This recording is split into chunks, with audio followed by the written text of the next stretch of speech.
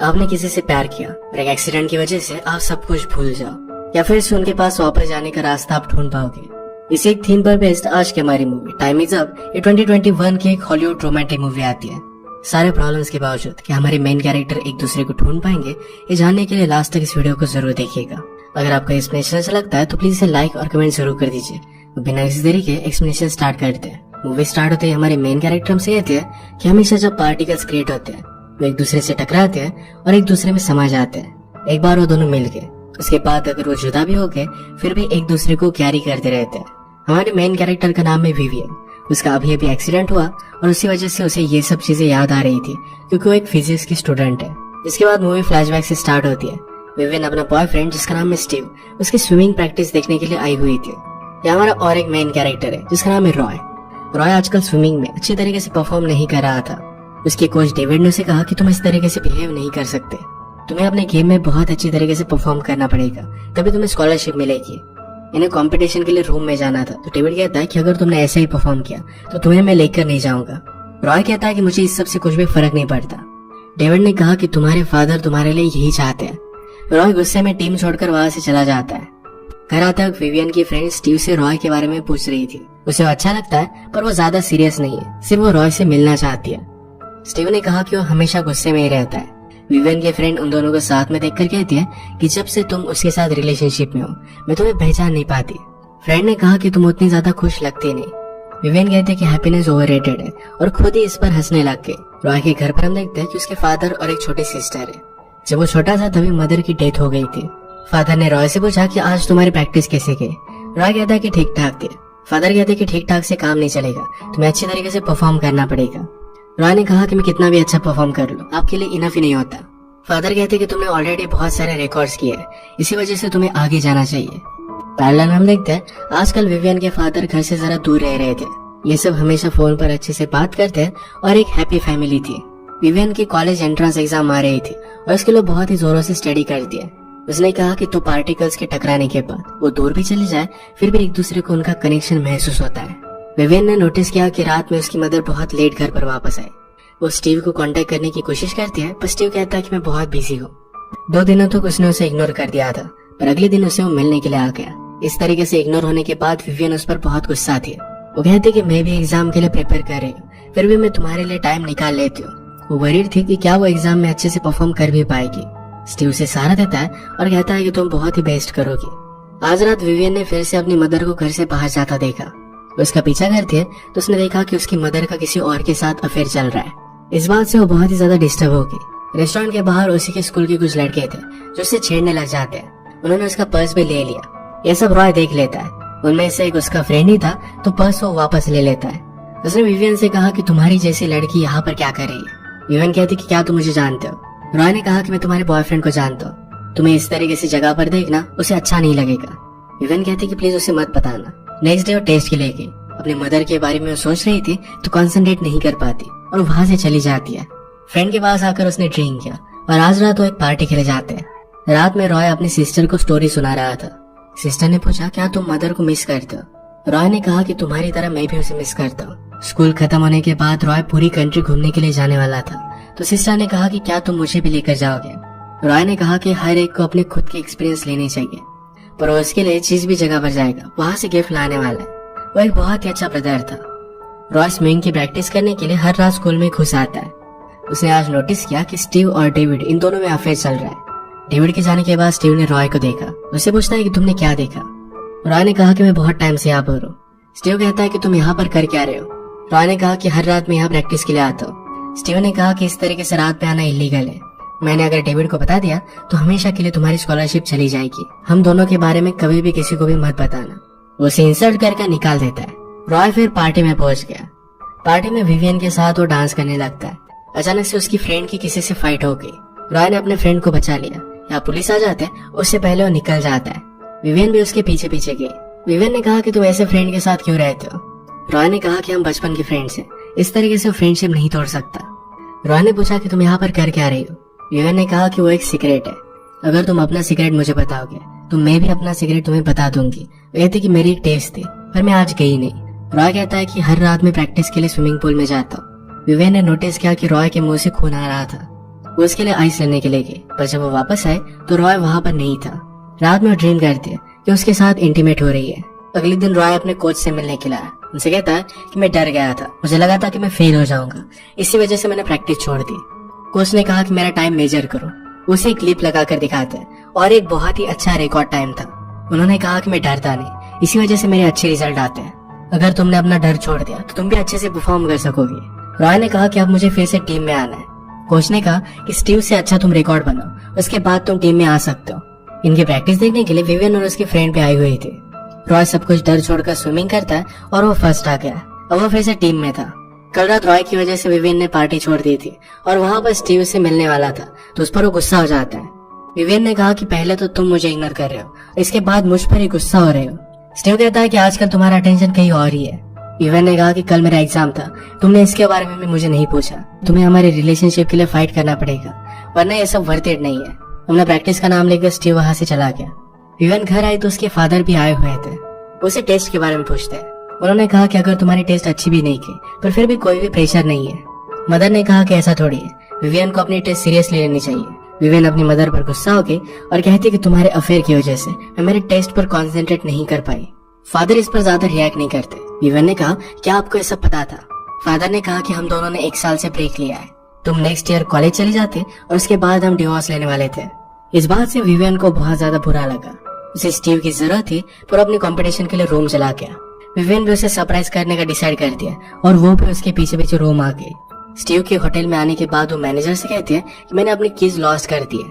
Vivian के साथ उसका सामान था, तो मैनेजर समझ गया कि झूठ कह रही है। विवियन फिर उसे सच सच बता देती है कि मैं मेरे बॉयफ्रेंड को सरप्राइज देना चाहती हूँ। मैनेजर ने कहा कि मैं तुम्हें रूम तक छोड़ दूंगा, अगर तुम्हारा बॉयफ्रेंड तुम्हें पहचान लेता है तो तुम यहाँ पर रुक सकती हो। लिफ्ट से बाहर निकलने के बाद उसे रॉय दिखा, तो प्रिटेंड करती है कि रॉय ही उसका बॉयफ्रेंड है। मैनेजर के जाने के बाद रॉय ने पूछा कि तुम यहाँ पर कर क्या रही हो? विवियन ने कहा कि मैं स्टीव को सरप्राइज देना चाहती हूँ। रॉय ने उसे स्टीव का रूम बता दिया। थोड़े टाइम तक उसने स्टीव का वेट किया और रॉय उसके रूम के बाहर ही खड़ा था। उसने पूछा कि स्टीव कहाँ है? रॉय ने कहा कि वो मॉर्निंग से प्रैक्टिस में गया है, शायद उसे आने में लेट होगा। तुम मेरे साथ सिटी देखने के लिए आ सकती हो।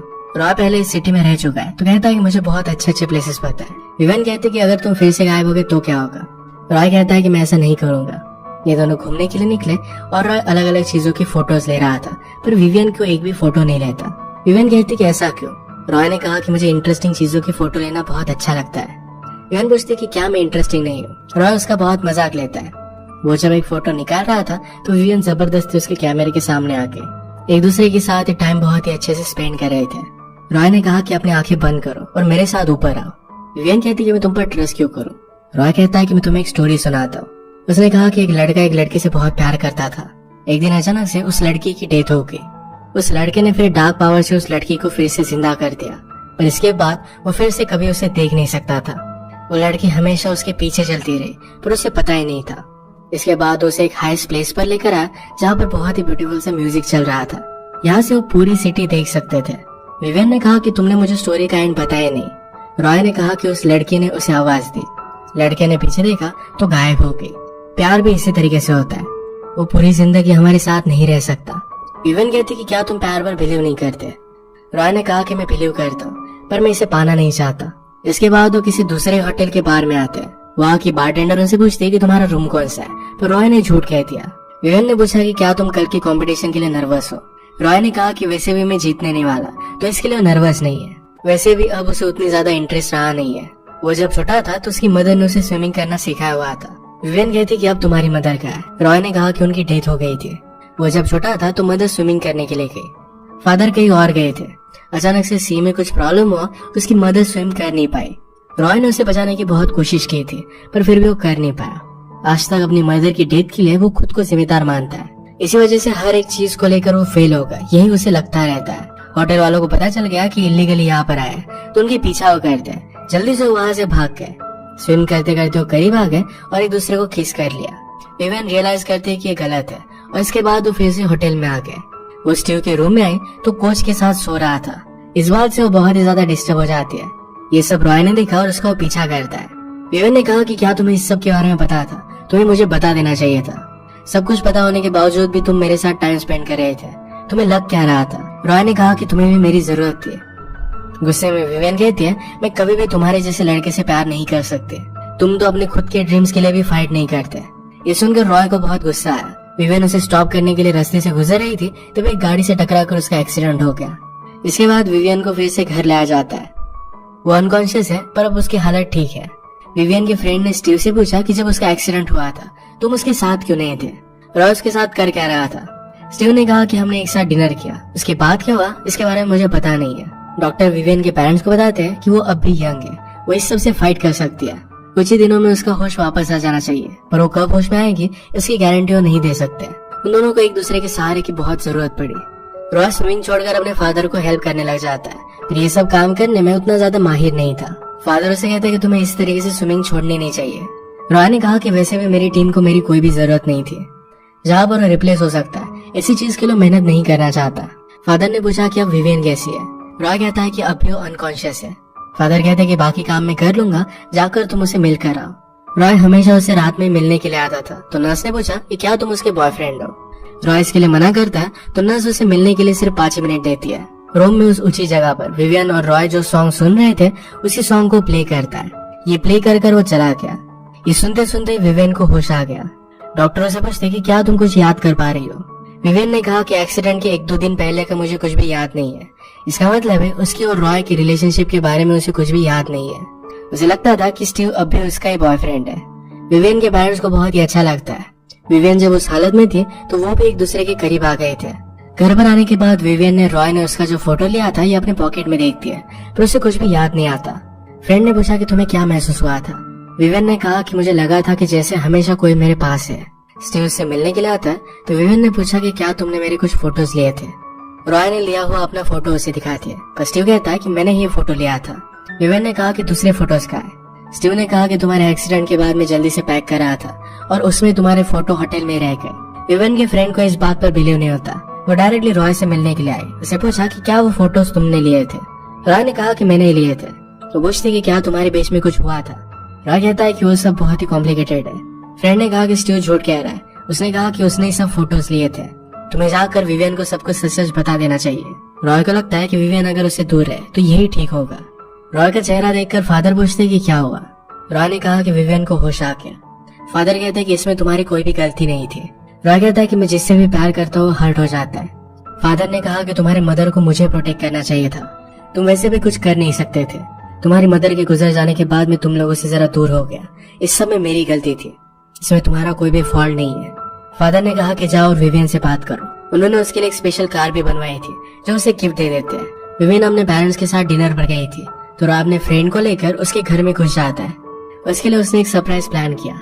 अपने पेरेंट्स को एक साथ देखकर विवियन को याद आ जाता है कि इन दोनों में डिवोर्स होने वाला था। वो कहती कि तुम लोगों को मेरे सामने प्रिटेंड करने की कोई भी जरूरत नहीं है। पेरेंट्स कहती कि ऐसा कुछ भी नहीं है। तुम जब हॉस्पिटल में थी तो हम दोनों फिर से करीब आ गए। हमें रियलाइज हुआ कि हम दोनों को एक दूसरे की अब भी जरूरत है। विवियन जब घर पर आए तो रॉय ने जो भी सब फोटोज लिए थे ये सब कुछ उसके बेडरूम में लगा दिए थे। पहले तो विवियन को लगा कि स्टीव ने ही लगाए, पर बाद में उसे रॉय की याद आ जाती है। नेक्स्ट सीन में हम देखते हैं कि कोच टीम छोड़कर जा रहे थे। स्टीव ने कहा कि तुम ये सब कर क्यों रहे हैं। कोच ने कहा कि तुम्हें इस तरीके से किसी और के साथ में नहीं देख सकता। वो हमेशा के लिए उसे छोड़कर चले गए। विवियन स्टीव को बुला लेती है। उसने पूछा कि क्या एक्सीडेंट के दिन हम दोनों एक साथ थे। स्टीव हाँ कहता है। विवियन कहते कि तुमने तो मुझसे कहा था कि सारे फोटो डिस्ट्रॉय हो गए, तो ये सब क्या है। स्टीव कहता है कि हम दोनों एक साथ ही थे। स्टीव से कुछ भी एक्सप्लेन नहीं कर पाता। विवियन ने पूछा कि उस रात मैंने पहना क्या था, पर स्टीव को ये बात पता नहीं थी। उसे सब कुछ बताने के लिए मजबूर करती है। स्टीव ने अपने अफेयर के बारे में बताया और सब कुछ वो सच सच बता देता है। विवियन ने सारे फोटोज फिर से देखे। इसमें एक फोटो के पीछे रॉय ने उसे एक जगह पर मिलने के लिए बुलाया था। रॉय कहता है कि मैंने तुम्हें बहुत मिस किया। विवियन ने कहा कि तुमने मुझे कुछ बताया क्यों नहीं। मैं जब होश में आई थी तो मेरे पास तुम ही थे।